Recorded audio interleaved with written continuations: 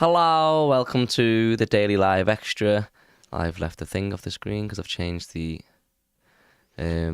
frame, but such is life. I'm joined by Jack today. There's no Pero Baz today. Both away, so a little bit of a skeleton crew today, isn't it? It's literally just me and Ned, so if there are any technical hijinks, please bear with us. Yeah, but we're here. We can't be here and there at the same time. But we'll get on with it anyway. This is a bit like that Chelsea game under Rafa Benitez, where they saw the lineup and all of us were like, oh, the kids, you don't expect much. But then we go and get a decent result there. Go and get a point away from home. Branthwaite scores. And this live stream will be the equivalent of us getting a point away from home. I think you'll be pleasantly surprised. Don't mind that. We'll try and keep it Everton base. Probably in half an hour we'll be talking about dinosaurs or something, but such is life.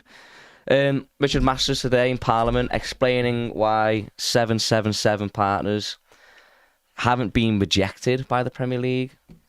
Yeah, I just pulled the full quote up here. And also why they're not the current Everton owners. Yeah, Richard Masters said it is not for the Premier League to decide who the current owner wants to sell his club to. That is his decision. He has, however, made it very clear that 777 need to meet certain criteria and targets to get approval from the Premier League to become our new owners. So they seem caught in a very weird space, as they have been for many months now, haven't they, in terms of their attempt to take over Everton Football Club.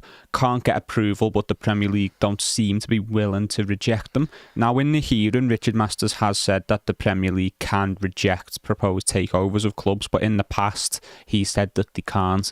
So, operating in a very weird space here, aren't we? Yeah, clearly they haven't got a clue. But also, in their situation, if you look at all the cases that 777 are currently going through and all their situations, I mean, they were in a situation last week where in another league, Standard Liège, the game's been cancelled. A game has been cancelled because the fans are protesting outside the stadium to get these owners out, and that's in the Belgium league. So imagine you've got the power to allow that club to buy a Premier League team.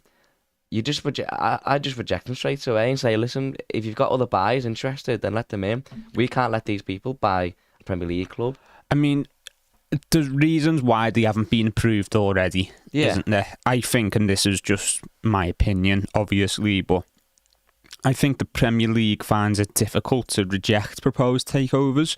I don't know what legal loopholes and minefields that might open up, what potential court cases might come into play if the Premier League judge someone not to be a fit and proper owner and don't allow them to take over a Premier League football club. I think when the Premier League don't want someone to complete a takeover, they do what they've effectively done here and let it drag out and just don't give approval. You don't have to give approval, but you don't have to give them the green tick either. Yeah, of course. And obviously dragging it out isn't good for the club, especially the situation we've been in this season with the point deductions and, you don't have to explain to anyone what our finances look like. So how can we plan for the future if we're not knowing who's going to be of our club? But surely, Moshiri, for Everton, in a PR point of view, you've got to move on now.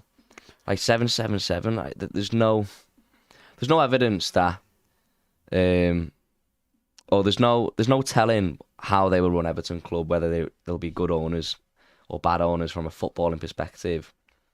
But if there's any evidence to support one argument, there's a lot of evidence that supports that they'd be bad owners. There's been a lot of financial insecurity around them, especially in the last few months, hasn't there? But they've had other business ventures go bust as well. A couple of airline companies in the last week have exactly went into administration. They lost the PR company because they've failed to pay them.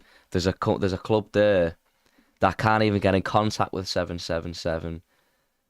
And they can't play the payers because 777 owe them money for payments. It feels very similar to our current situation, doesn't it? Why would the Premier League turn around and go, yeah, go on, you can buy a Premier League team? The Premier League would at least wait for 777 to sort their own company out before they let them buy a Premier League club. But forget the Premier League at the moment. This is on Moshiri to move on and go, these aren't good for... I don't want to put this company that I've invested money into the wrong hands. if he's willing to go on with it, then he clearly just doesn't give a toss and just wants to get out as soon as possible. And it wouldn't surprise me if he would. Well, Richard Masters also said that Moshiri still wants to sell to them. So there obviously seems to be something in this for Moshiri above all other suitors, maybe a better financial package for him. Out, isn't it? It is, but it becomes more than just a financial issue. It becomes a moral issue because you are potentially, worst case scenario, I'm not trying to scare anyone, but you are potentially looking at, the death of a football club in the worst case scenario here. Well, that's probably why he's trying to sell it so quickly, to avoid who's going into administration under his watch, and then he basically loses all his investments and all his money, doesn't get anything back for it. He's not thinking morally. He's going to lose a lot anyway, isn't obviously, he? But he's trying to get the most out of it, and probably that damage is limitation, isn't it? 777. Obviously, MSP, if let's say they're a potential buyer, some of their investments already will probably already be turned into equity and shares. So how much is Moshiri going to get out of a deal like that? Probably John Blaine's the best to speak to about this, but basically, at the end of the day, it's most probable, probably in our favour, that 777 don't become owners of Everton Football Club. Obviously, we hope it's not administration isn't the other option. There has to be potential buyers now, and it's time for them to step up, and time for Moshiri to listen to them if there are other potential buyers. Yeah, definitely, and we don't know what might be going on in the background. I do think, again, from my understanding of things, that if we're to pull the plug on 777, we need to have someone else ready to come in immediately, because we owe them so much money if they don't become our owners. Them loaning us money is good for Everton in the sense that it's keeping us going, and if they are to become our owners, that becomes equity in the club, that becomes shares, and their money is effectively already paid for their ownership of the club, or at least a large stake of it. If not, they aren't getting that equity, so to go, okay, we want the money back if they still exist as a company by then. So we're going to have a big bill to foot, and we're going to need someone else to come in and foot that bill in the meantime, while we, get the ownership situation sorted as well. And maybe that is why it's taken so long for someone else to emerge. Maybe these conversations need to happen in the background, and we need to keep tugging 777 along with us in the meantime until we can get someone ready to catch up and overtake them. If this may be the best potential outcome for us, but I don't know whether you know more about this than me. If we get another potential buyer and they buy us, and we owe 777 money, and they go into administration, do we have to pay that back? Not exactly sure. Typically, if a company goes into bankruptcy, money that they owe and money that's owed to them, it's left up in the air. But it depends how the deals are structured, I'd imagine. There could be loopholes and caveats. Is it a loan from 777 or a parts of it personal loans from Josh Wander and other people part of that group? It's an interesting one. If that could be the case, and we could have someone to come in and pick up the slack immediately as 777 go into administration if they were to, and that did mean we didn't have to pay money back, it would, in an accidental way, be an ideal situation for Everton, wouldn't it? I think probably now that you got a Premier League club this big, new stadium on the brink of us moving into. I think there must be people out there, and maybe this is MSP. Maybe this is what MSP have been waiting for. I don't want to use the word vultures, but there's probably opportunists out there that are going, right, this deal fell to bits. It was probably always going to fall to bits because they know business better than we do, so they could see it happening. And there's a lot of bad noise around 777, and they don't have a clue, so it's never going to happen. So now these other potential buyers are sweeping around, circling the situation, going literally about to admit they could be about to enter administration. A deal fell through. The owner's probably trying to look for an escape route.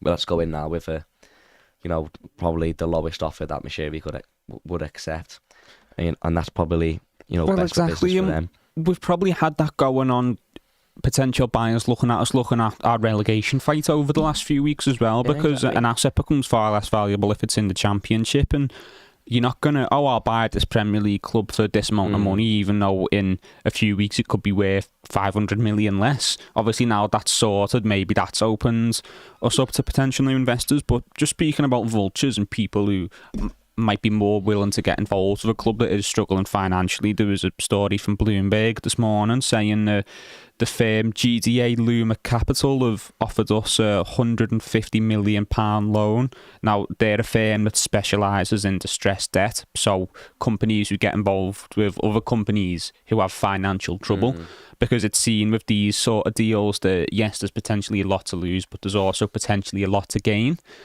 Now, it's not necessarily a bad thing that people are willing to give the club money, because that money keeps us afloat. It's just how much are you offering, how much interest have you got to pay back? If you're the interest rates from companies like these can be quite high, and it's worrying. It's nothing we don't already know, but the fact that these are the companies trying to get involved with us, these companies don't get involved if your business is running well. No, the vultures, they try and take advantage of you. It can be beneficial for both sides in some situations. But with their business, you know, we've seen with some cases. There was that woman once who ended up going bankrupt, and they bought her debt out. So 777, they basically have this business where, for anyone who doesn't know, they'll say if you win 100 million in the lottery, but they'll give it you over 30 years. They'll say, we'll give you 50 million now in cash, and that's yours, but you hold the 100 million. And that's basically the interest, isn't it? 50 million. And the club gets in a situation where they owe a lot of people money like that. The interest is just going to absolutely kill them. Well, yeah, then the current situation with our loans from 777, you wouldn't imagine the interest rates are that high, because these loans are being given out with an intention of turning them into equity. Yeah, well, exactly. At the end stage, whereas if we start getting involved with vulture firms and companies that effectively only deal with other companies that are on their arse, for lack of a better term, then you are looking at higher interest rates. You're looking at owing money to multiple different people as well. If it's all with one company, there's probably better ways to structure that debt over a long time, so you know what you've got going out every single month. If you're owing loans to 5 different firms and you've got a different date of the month to pay all of them back, it suddenly becomes a lot more complicated, doesn't it?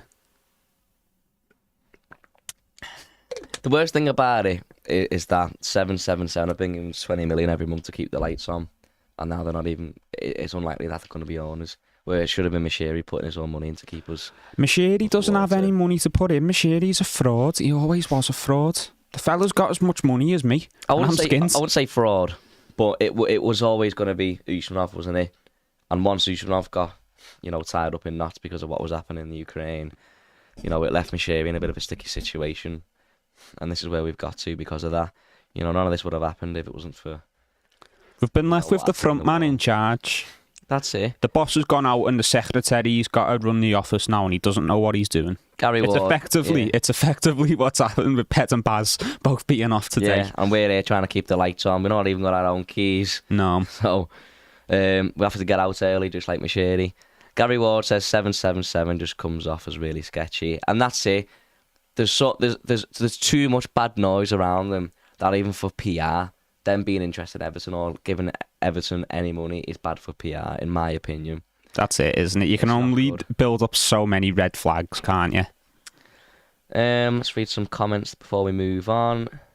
Fletcher Birch, this needs to be on the dotted line now, lads. This mismanagement and uncertainty is underrating our club. Posh Matty said the Toffee TV development squad in action today. Pathways in development. Melly says Master is a complete bell. The points deduction fiasco, yeah, complete utter joke, and he hasn't got a clue what he's doing. But he's not a good man. We don't like him. He's probably one of the least popular men in our fan base. Clearly not very good at doing his job. But he is the boss, and we need some favours from the boss, or at least some help, don't we? It's on Moshiri to read the room now and deal with it. Move on from 777.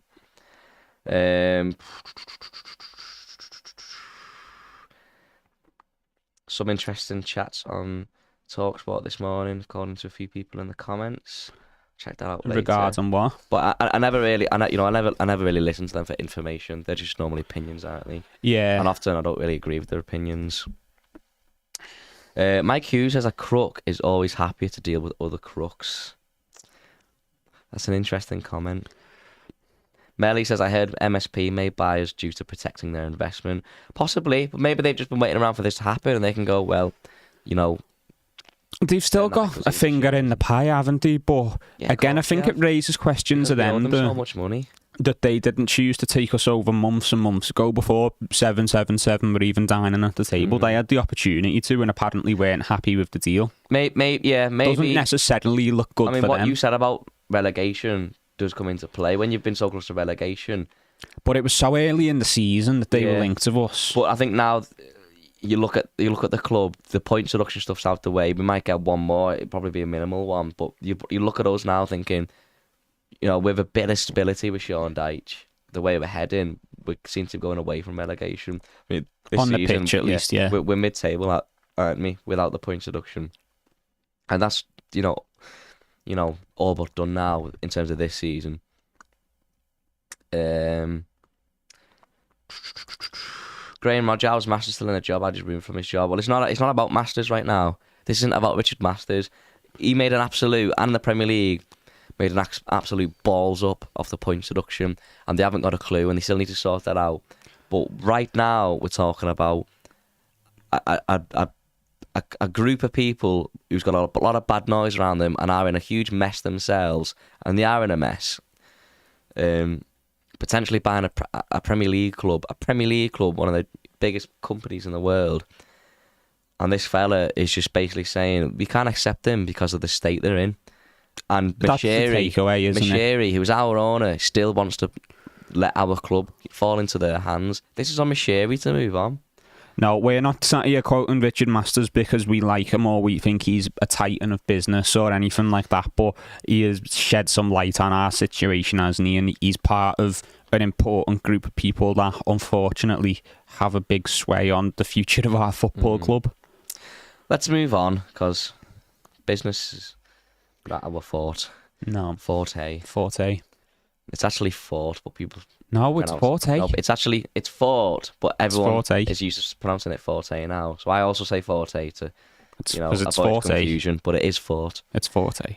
David Goundry. David says, morning gents, because I feel like I don't really know the numbers, is there a world that we don't have to sell Onana, Jared, Pickers or DCL? Could the selling of players be like Keane, Holgate, Mob? No, I imagine we will have to sell an asset, but here's my thing. We're not strong enough in other positions without upgrading those positions to afford losing these best players. I think if you sell a Jared Branthwaite or a Pickford, you're not going to replace them with someone who's better or as good. It's going to be an automatic downgrade. So we have to go out and improve a right winger, improve your centre mid, improve your right back, improve your left winger, improve your centre mid. Because you're going to automatically downgrade in those positions. If you go into the season with the same squad, but a downgrade in your best positions, you automatically got a worse squad. You've took bricks out of the wall, haven't you, effectively. Exactly. So I think for us to go into the season a better team, you have to sell a big asset and you have to use that money to improve in multiple areas. You can't just go, all right, let's sell a centre-back and replace a centre-back with someone who's not as good as like a George Greaves, who seems to be a decent player, and that's it. And it's still Jacob. Yeah. Or George. Jacob Greaves. Or sell a striker and replace him with, another striker, and that's it. Sell an asset and use that to go and better your squad in other areas, because ultimately you'll replace a centre-back who's not as good, but you might have a better right winger, you'll have a better left winger, better there might be mid. 5 million to go on a winger, exactly. You might have a better striker, a better number 10. But to answer your question, mate, I don't know the exact numbers myself, but I would wager that at least one will need to go before the deadline, and I think a minimum of one. I think Onana will be the first out the door, and maybe we need to do another as well. But maybe if we do another, then there's some carryover that we can spend, because I think if it's just one, and that's Onana or Pickford, and that's a player in the 30, 40, 50 million region, I think that effectively just covers what we need to make for PSR. If there's two, it covers that, and there's a bit of overlap, so we can spend some of that as well. But in terms of your comment, David, selling players is probably the hardest thing to do. It's a lot harder than buying if players. You've got bad players. Because you've got... Look at Michael Keane. He's on, 100 grand a week, something like that. He's on a lot of wages, doesn't play. So, and he's contracted. Late 20s. Not a lot of interest. And whoever's interested isn't paying him what he's contracted to. So if he's happy to stay on his contract and get 100 grand a week or whatever he's on, you can't sell him. Getting players out your door. And it's why I actually think Marcel Brown's done a good job at this. That was a good part of his job, getting players out the door.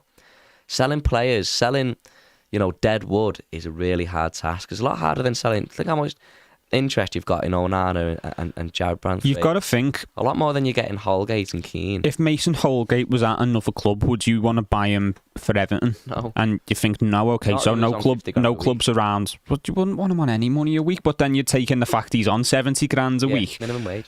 But you look at, okay, so no one around our level would want him. Would anyone below us want him? Potentially a championship club could maybe want him. But he's on 70 grand a week. He's not going to take a massive pay cut. So suddenly you've got a player who the teams who can afford him don't want him, and the teams who might want him can't afford him. And there's a few of them at Everton. Thankfully, Maupay, who I think would fall into that bracket. He's gone away and had a good season at Brentford, and hopefully they'll turn around and give us a bit of scratch for him. Get him off the wage bill. I mean, GMAC says... Well, Melly says I'd sell Pickford this season. We have Virginia, who could be a good number one keeper. See, that's my point, Melly. Virginia, I mean, GMAC says Virginia is as good as Pickford. Virginia couldn't lick Jordan Pickford's boots. Why would he want him? That's a ridiculous comment. But, Melly, Virginia becomes your number one. I don't think we've seen enough of him to suggest that he could do a full season. We could rely on him. You give him a few games in August and maybe go and get like a Sam Johnston or like a Robin Olsen or someone, and then eventually maybe Virginia does become your number one. But obviously we know he's not as good as Pickford. But if he's a steady keeper and use the money from Pickford to go and improve in other areas, you don't have a keeper as good, but you've got a better right wing and a better left winger, and you've got a good enough keeper to warrant the improvement. Let's say you get two players outfield and you've got a steady keeper who you might lose 3 points a season because he's not kept an extra clean sheet, but you get wingers who score 10 goals, and those 10 goals get what you're saying. Get you an extra 9 points. The issue for me is with the Pickford argument of selling him and making do whether it's Virginia or it's pick up someone on the cheap who's not as good but they're reliable. It would be that option. The issue for me is I look at Leicester. The other day you went to hand and they were willing to sell Schmeichel to get a bit of money in the door, and he put the faith in Danny Ward and it didn't work, and suddenly the player, they changed keepers a few times through the season. But they had the lad January, Iverson. Didn't they? They got a keeper in January, but by then they were already in. I think one of them was already at the club, that Iverson. I think he was out on loan and he might have recalled him. It's a good keeper. Yeah, they can't win your games on their own because they're not scoring and such, but they do save you a lot of points, and you only have to look at Jordan Pickford and realise where we'd be without him. If we would have been relegated a long time ago without Jordan Pickford. You could absolutely go and get someone who's good enough. Maybe Virginia can come in and be that keeper who's good enough, not the same level, but good enough. And like you say, you can use a bit of that money to improve elsewhere, but you're taking such a risk by getting rid of your goalkeeper, especially one of Pickford's quality. I mean, Jamie Carragher said he was the best keeper in the league this season last night, didn't he? We'll talk about that in a minute. I think I can't see Pickford going anyway, but if you look at the Leicester situation, they stopped using their sellable assets to improve the squad, which is what they've done so well. It's what Brighton do so well. Well, Leicester missed out on a sale. Well, exactly. They stopped doing that. And that's what we ultimately need to do. And if you look at the Lukaku situation, we brought in a few players. If you sign a few players with one player's money and they're all the right signings, you transform your squad. You get them wrong and you see how badly it can go. And your wage bills been bloated. And it's destroyed us for years.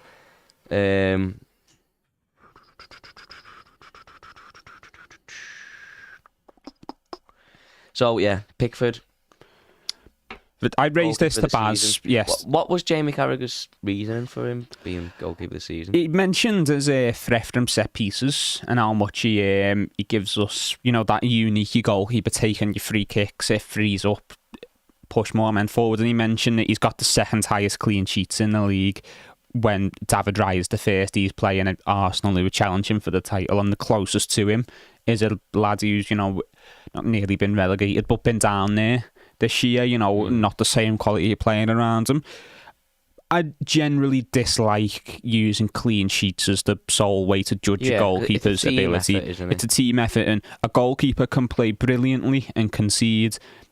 He can have an absolute nothing game and keep a clean sheet. I think you've got to look a little bit deeper, and you've got to look at, XG prevented and things like that, amount of shots faced, saves per shot. But Pickford shows up good in all those metrics as well. And, goalkeeper of the season, I think Martinez for Villa, who was Gary Neville's choice, is up there as well. And I wouldn't argue against anyone who would say he's been the best goalkeeper this season. But it's nice to see Pickford get his flowers because he deserves it, because he has once again been incredibly important for us. And it seems that he's only now starting to get a little bit of that credit that he's deserved for so long. I am noticing a slight change in the narratives around Pickford from other football fans. A lot of the England shouts have gone away because people have realised that it's just absolute silly to recommend anyone else to have that spot. There was a conversation I think it was on Saturday Social on Sky, and he was talking about would Pickford be suitable for Chelsea, and the general consensus was that he would be a big improvement for them, and the reaction online, or at least what I seen of it, was yeah, he would be. How poetic is it that the second Pickford starts to get a little bit of recognition that he's deserved for so many years, he might be leaving? Yeah. No, it's I don't think he could be leaving. It's just this thing of, you're Everton, you're not a big club, and you have a really good player, so he shouldn't be there. Do you know what I mean? It's always this thing of, they've got a good player, he should be at a top six. No, but that's what I mean. That's the elitism. He's been a very good player for a very long time now, but people refuse to acknowledge it. And the second they don't stop and go, oh, you know what, we were wrong about him. He is a good player. Everton have got a good one there. They go, oh, he's good now, therefore he should move club. Yeah, it's the narrative, isn't it? How can you have a Everton goalkeeper as number one? Everton are crap from other teams that they'll set. But then these are the same people complaining about Big Six favouritism as well, and people like mine who get in the squad. I think it is sometimes overlooked, the job that Pickford does. We're a team that we only win games, we keep clean sheets, and the majority of our games we win are 1-0.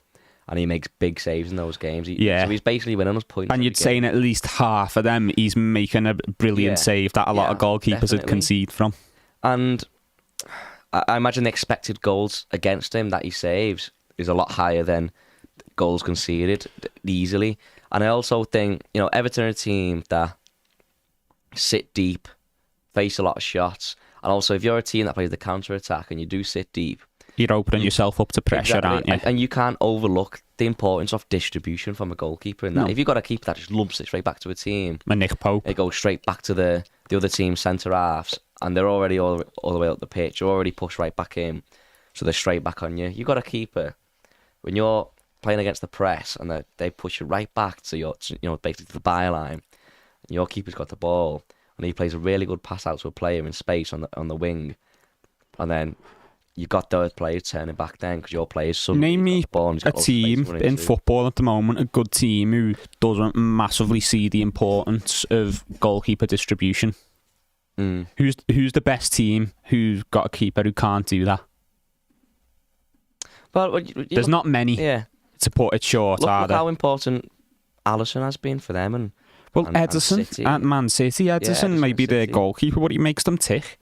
You look at why Arsenal went and replaced Ramsdale and got with David Raya. Look at the job he's done for them this season. Yeah, well, you look at Onana at Man United as well, and I don't think he's necessarily a brilliant keeper, but the issue with De Gea was his kicking. They went out and got Onana, whose distribution's so much better, and they were willing to put big money on that. Watching that Arsenal game, the goal was awful, shocking from Casemiro to be that far behind your defensive line. There were times like Arsenal would be pressing Onana, and he's so calm, and he play a lovely little ding out to the fullback, and suddenly fullback's got loads of space to run into, and then United are getting up the pitch. Obviously, they lost the game. But playing against the press, like Arsenal were playing against them, David De Gea, you'd imagine he struggles. Yeah, but it's a massive part of modern football, isn't it? And Jordan Pickford was one of the first goalkeepers to emerge in England who really had that in his locker since it became in fashion. Yeah. When Pep came into Man City and he shipped out Joe Hart because he couldn't do with his feet what he wanted from a goalkeeper. Jordan Pickford emerged around that same time, and that's why we were willing to go and put big money at him at the time for us and make him, I think, the most expensive goalkeeper in the world at that time, wasn't it? Or at least up there. He's massive for us, and then you look into his actual goalkeeping itself. He's saved us so many times, and we'd get decent money for him for where we are, but not necessarily the amount he saves us, because without Jordan Pickford we wouldn't be in the Premier League, and we might be able to get 30-40 million for Jordan Pickford, but we'd get a lot more from that from being in the Premier League.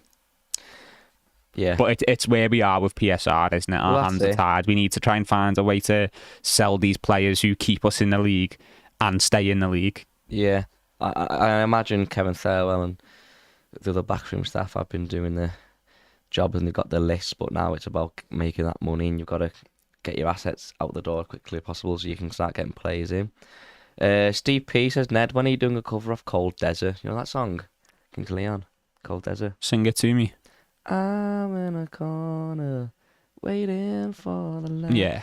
I'm not Steve because I can never do it justice, as you probably just heard. It's a... Don't put yourself down like that. To make people feel like Cold Desert makes you feel when you're listening to it, it is very hard to do. So I won't be trying to do a cover of that. Have you seen James Rodriguez comment on Everton Hub's post? I haven't. If you can inform me. I haven't seen his comments, but there was a story this morning about him wanting to leave. He's in Brazil. I think he wants to come back to Europe. He's not played much this season. He doesn't really get along with his manager. Don't go anywhere near him. It's unfortunately his time of Everton. It was short. It was sweet, but it's over. Not a Sean Dyche player. Not a Sean Dyche player. Not an Everton's current financial situation player. Do you think Ross Barkley is much of a Sean Dyche player? Because I don't think he is. No, I don't think he is. And me and Baz spoke about this yesterday. But I think you've got to look at Andre Gomez in this Dyche team and the fact he's been trusted while not being a Sean Dyche player at all. I think current Ross Barkley in 2024 is more similar to Andre Gomez than Ross Barkley from 10 years ago was. I think he's a little bit more static and he likes to get on the ball a bit more, and he's a goal threat, hangs around the edge of the box. He's not that destructive midfield dribbler that he once was. His game's changed with age. I think he's a player that we could bring in and he becomes a different option. He becomes maybe you play him in that Decore role, a bit more advanced than he's played for Luton, because at times him and Sambi Lokonga are more of that double pivot role. He's a player who I think you bring in and he's not necessarily a starter every single game. But what you might do is you bring him in, he takes Decore's place, and Decore drops further down back into the middle. See, I think Sean Dyche has been doing the best with what he's got to work with. I think if he gets some signings in, I think he'll be looking to try and do what Sean Dyche normally does, and that is a proper 4-4-2 with a proper, number 10, kind of like a 4-4-1-1. And I look at how Barnes and Wood work together and how they worked so well as a 4-4-2. And I kind of look at Decore in some games, relying on a 31-year-old. Some games he goes missing and we don't play well. I'm looking at, we've been linked to a Sammy Schmodix who can play number 10, a bit smaller, a bit more mobile. He can play next to Dominic Calvert-Lewin as the number 9. Schmodix as the 10. A lot of money he scores for them. Sammy Schmodix, it won't be any more than 8 million. 20 million has been... Sammy Schmodix. Sismodix, Blackburn. Sammy Schmodix, Blackburn. Yeah. Saying most 8 million. 20 million's been mentioned. No, it's... No, honestly, we've been told. Is that what they want for him? Whatever. He's 28, don't forget. Yeah, but it's not a case of what do we think he's worth, it's what does the selling club think he's worth. But just going back regardless anyway, I think you're right about Dyche. He does like a certain type of player. But the issue is you've got to be willing to add to that as well. Now, obviously, Dyche likes hard work because he likes grafters. The problem is a lot of them often aren't that good at football, because the ones who are good at football don't have to do that. They can go and get on the ball a little bit more and he fit a different profile of player. Dyche is open to working with more talented players than he often is able to get his hands on, but he's never had the money to. Some of the players he wanted when he was at Burnley were real footballers. There was, I think, 4 years on the run he tried to sign, Dyche, who ended up at Chelsea, but it was when he was playing in Holland. We saw when he was at Ajax. Money, they went and signed Maxwell Cornet, and he played. He was Cornet, and they were trying to sign Orisic as well from the Croatian lads, and they signed. Was it Vera? It was the striker. Weghorst. No, they did get him obviously, but there was one earlier. Was it Vira? Oh, Vidra. Again, no, that was a loan. That was who can we get through the door to make the numbers up. But I think Dyche is open to working with slightly more talented players who don't necessarily fit the mould he typically works with. But for his entire career, he's been shopping in the bargain bin. If you're trying to furnish a house, if you've got all the money in the world, you go and buy exactly what you want, and you can get, it's colour coded, it's lovely, it's all from the same century, it's all by the same designer. If you're counting your pennies, you get the best that you can get that's the best fit for what you're building at the best value for money. You've got to make sacrifices. If we're in a situation where we can get a talented player who might not necessarily fit what Sean Dyche typically does, but he's an improvement on what we have, and he can work in the system that we've got, and it's value for money, I think we take that gamble. What would you do with Decore next season? Decore, I'd look to replace his influence in the team. Yeah. I don't mean replace Decore in the team, but I'd get away from the idea that we'd live and die by Decore's performances. Yeah. A, because of his age, B, injury records, C, he's been quite inconsistent this year, and it's hurt us when he's not been on the boil. Missing in games, doesn't he? I don't think you can rely on a midfielder getting close to double figures in goals every season. No. When you're in Everton's position, when you don't score that many goals, when you don't make that many chances. Have him in the team, so, if he's in good form and he is scoring, we've got him there, but maybe drop him a little bit deeper. Get some midfielders in the door. Yeah. Ideally, I'd like to sign 3 midfielders this summer. Like, the money might not necessarily be there, but Barkley and Brownhill might come in on free transfers, and that's 2. And your midfield 3 becomes, hoping Idrissa Gana Gay stays. You can have Gay, you can have Garner, you can have Decore, and in front of that, maybe you have a Barkley. Well, this is the thing. We are going to sell assets, and you've got to improve in other areas, and this why the Decore is a great example, because we've seen how when he comes out the side, how much we rely on him, because we don't quite have another, a plan B for when he goes out the side. So we deal with that this season. So where he isn't, as much relied on, then if he does pick up an injury, you're not going that few games where you're getting no points like we did in the past 2 seasons, where we've picked up no points in a number of games, several games, if not more. Yeah, I just feel slightly cautious about relying on Decore again. I feel like you need to change what you're doing before it becomes stale. Yeah, it's already been going a little bit stale. The bread's going a bit hard around the edges. Change it now before we've relied on him for too long and we haven't signed a player who can give us something else instead. I think that's our problem. I think in the past we've lost players and haven't already bedded in a replacement for them or a plan B. I remember a couple of years ago when we were our midfielders were nothing like each other, and I think it was under Rafa Benitez, we'd lose a Decore who'd play next to Alan, and a Fabian Delph comes in, and you've just lost that such a huge mobile player who gets you up the pitch.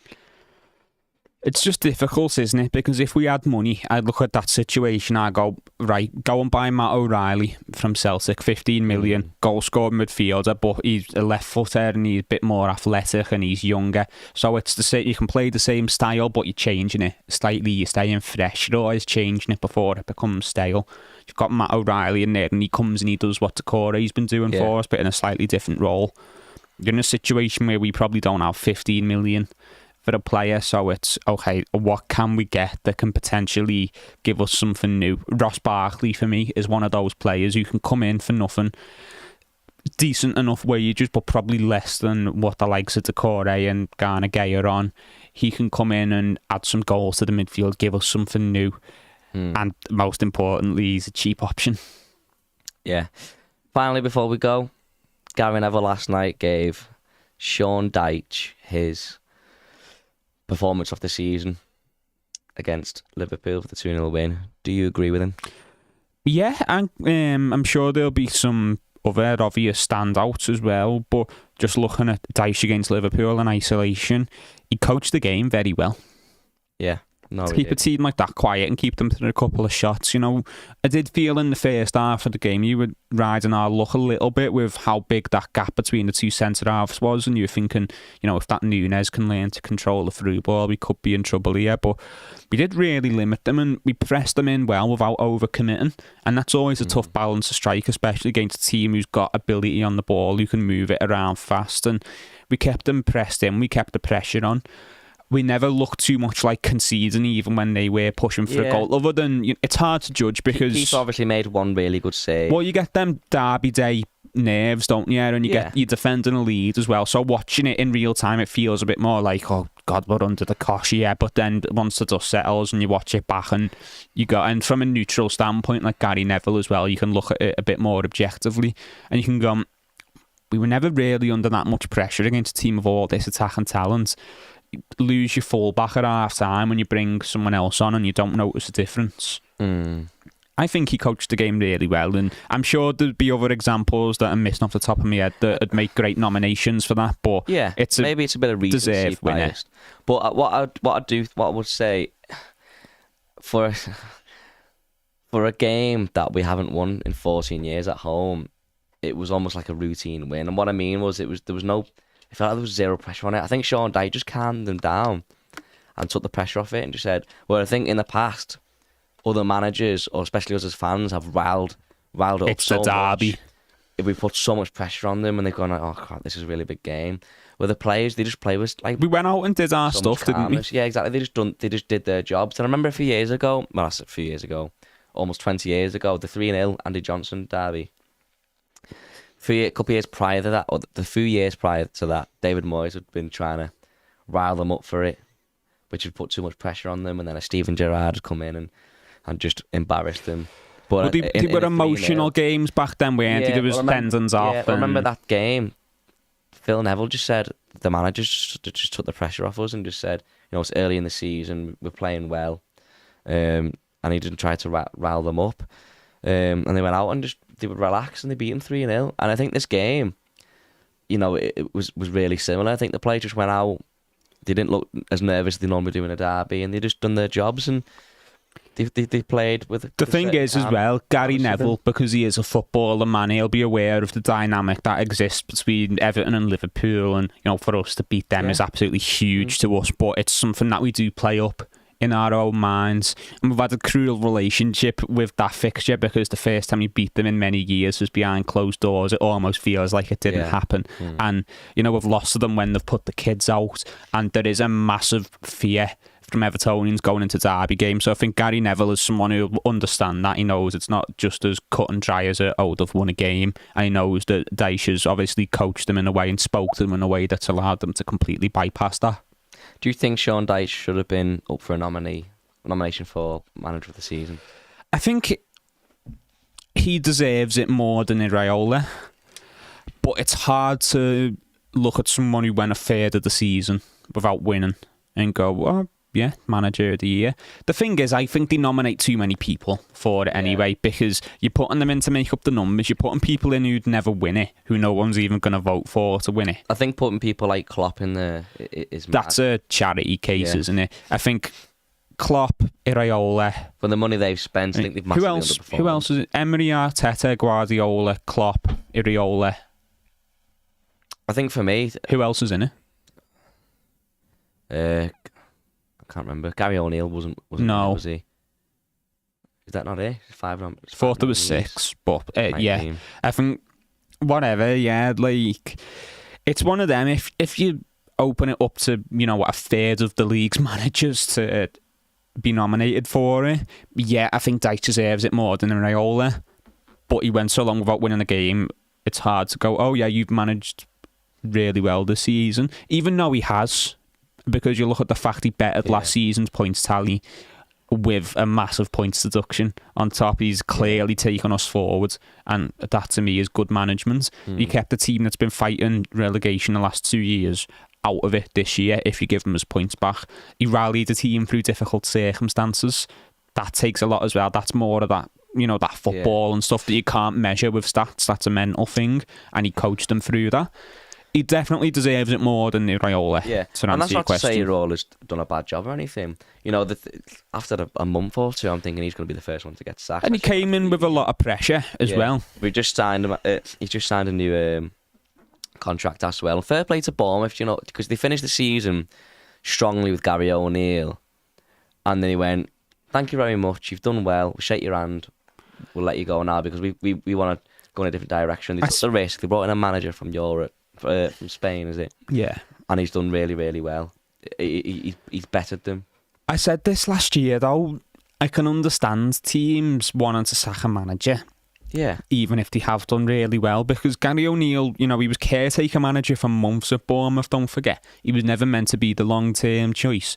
He came in and he overperformed and he kept them up and he did really well at Bournemouth. But if you're recruiting for Gary O'Neill, you're probably recruiting for a certain style of player that Bournemouth don't want to be married to long-term. They've got people at their club who are specialised in bringing in a different type of players who get on the ball a lot more. They want a manager who can head that up long-term and oversee that. And while it was very harsh on Gary O'Neill, it makes sense from a Bournemouth standpoint. If you're coming out in the summer to spend money, we're going to spend it on players who we're going to need to get rid of immediately if we change this manager, or are we going to get someone who can come in and do what it is we want to do as a club? Right, good show, I think. Yeah, good show. Very good show. Nice little chat there. So we'll be live. Cutting this one a bit short, aren't we? They should always be.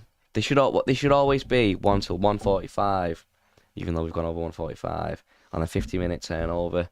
But here's my thing: we are live on MTAG. We're going to be live on MTAG at 2:15 because we're presenting and working and editing and setting up. Normally, I'd have MTAG set up now ready for 2 o'clock. I can't do that right now. Normally, Baz would be in this seat and Ned would be over there. So we're effectively missing a Ned. And I need my pasta. We're not missing Baz, we're missing Ned, even though Ned's here. We're going to finish right now. I'm going to get some stuff sorted out. I've got stuff to do. I've got to edit podcast from yesterday. That's going out tonight. And we'll be live on MTAG at 2:15. The link's there to carry over. If not, the link's also in our community. If not, just go on More Than a Game. You should be subscribed anyway, so go into your subscriptions. If you're not subscribed, then shame on you. Go and subscribe. Also, remember, the live at 5 is live at 4 today. If you're on Premiere, the live Tuesday topic will be live at 4 o'clock. Send your Tuesday topics to our WhatsApp group. Give us something to react to. We'll just be talking about dinosaurs and films. Yeah, and no one wants that. Yeah, unless you do want that. Then unless your Tuesday topic is about dinosaurs and films. And then we would have to talk about it. Yeah, so the power belongs with you. Just remember to tune in at 4 o'clock if you're a Premier member. And if you're not, why aren't you? Yes, Glenn Watson, send a Tuesday topic to my WhatsApp. You've got my number personal. Send it, and if you don't, I'll be ashamed. And the Tuesday topic will be about why Glenn Watson's a bad Premier member. Right, thanks for watching. Catch us at 2:15 on MTAG, 4 o'clock, if you're a Premier member. Bye. See you later.